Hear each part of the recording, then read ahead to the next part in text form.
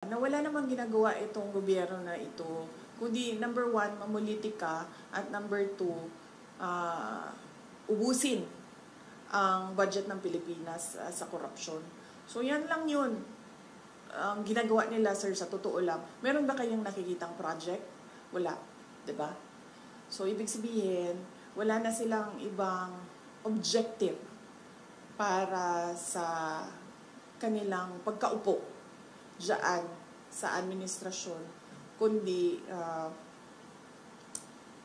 mamulitika, and ang end goal nila is perpetuation in power. Sinabi ko na yan noon pa.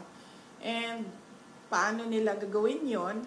Ay syempre ubusin nila yung kaban ng bayan sa korupsyon. Kasi kung talagang seryoso ang ombudsman sa pag-iimbestiga, imbestigahan din nila yung laptop corruption scandal ng Department of Education. Nandoon si Zaldico.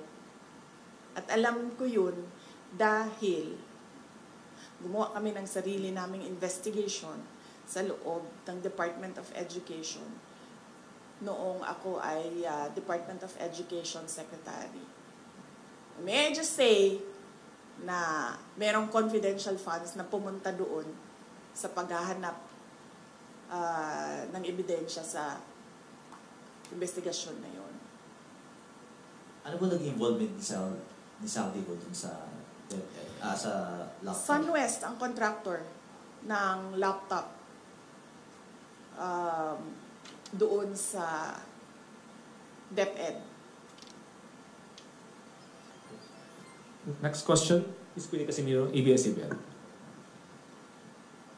So bakit, wait lang, hindi pa ako tapos pala. So bakit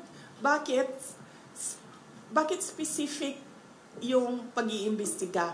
Bakit hindi iniimbestigahan lahat ng corruption scandal? Bakit kinokontrol yung kwento sa corruption?